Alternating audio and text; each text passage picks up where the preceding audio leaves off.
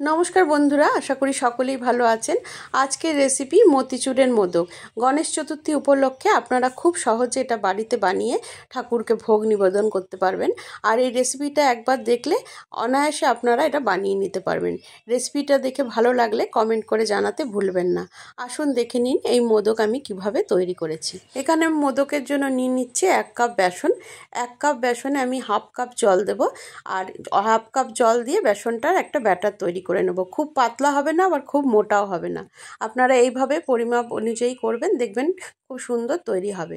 দেখুন বেসনটা গোলা হয়ে গেছে। আমি তেল গরম বসিয়ে দিয়েছি, আর তেলে চামচ দিয়ে দিয়ে এই ব্যাটারটা অল্প অল্প করে দিয়ে দেবো।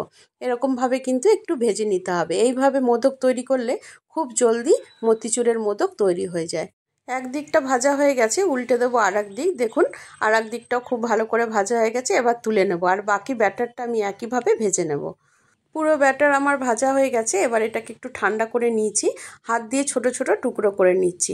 একটু হাত দিয়ে ছোট ছোট টুকরো করে নিতে হবে। তারপরে আমি মিক্সার জারে দিয়ে দেবো। মিক্সার জারে দিয়ে দেওয়ার পরে একটু ঘুরিয়ে নেব, 1-2 বার ঘোরাবো। খুব মিহি কিন্তু ডাস্ট করব না, একটু দানা দানা থাকবে সেরকমভাবে ঘুরিয়ে নিতে হবে। দেখুন কী টাইপের করেছি।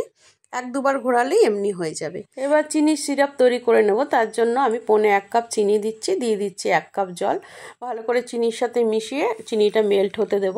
আর এখানে দিয়ে দেবো অল্প অরেঞ্জ ফুড কালার। আপনারা চাইলে নাও ব্যবহার করতে পারেন।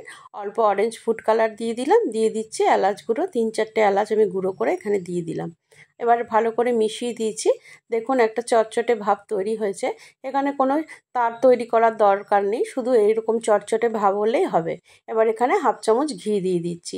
এই সময় ঘিটা দিলে কিন্তু মোদক তৈরির পরে যখন মুখে দেবেন তখন মনে হবে পুরোটাই ঘি দিয়ে তৈরি হয়েছে।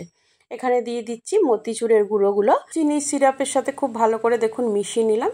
আর যতক্ষণ না পর্যন্ত পুরো সিরাপটা অ্যাবজর্ব করছে ততক্ষণ কিন্তু নাড়তে হবে। 1 চামচ চালমগজ এখানে দিয়ে দিচ্ছি, আপনারাও দিয়ে নেবেন, তাহলে খুব ভালো হয় মতিচুরের এই মোদকগুলো। এবার ভালো করে নাড়াচাড়া করে প্যান থেকে দেখুন ছেড়ে আসছে, অতক্ষণ পর্যন্ত নাড়তে হবে। এবার এটাকে নামিয়ে ঠান্ডা হতে দেব।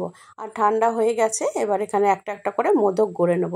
প্রথমে গোল একটুখানি করে নেব, তারপরে মুখের কাজটা একটু সরু মতো ছুচালো করে নেব, যেমন মোদকের শেপ হয়। আপনাদের কাছে যদি মোদক তৈরি করার মোল্ড থাকে তাতেও করতে পারেন। আমি কিন্তু এমনিই করলাম। যাদের কাছে মোল্ড নেই তারা এইভাবেই করে নিতে পারবেন। একটা কাঠির মাধ্যমে আমি একটু ডিজাইন করে দিলাম যেমন মোল্ডে হয়। দেখুন একদম দেখতে কত সুন্দর হয়েছে। এইভাবে আপনারা অনায়াসে কম সময়ে মোদক তৈরি করে নিতে পারবেন, আর ঠাকুরকে ভোগ নিবেদন করতে পারবেন একদম শুদ্ধভাবে বাড়িতে তৈরি করে। এই রেসিপিটা দেখে যদি ভালো লাগে একটা লাইক করবেন, বন্ধুদের সাথে শেয়ার করতে ভুলবেন না। আমার চ্যানেলে নতুন বন্ধু হলে সাবস্ক্রাইব করে পাশে থাকার অনুরোধ রইল।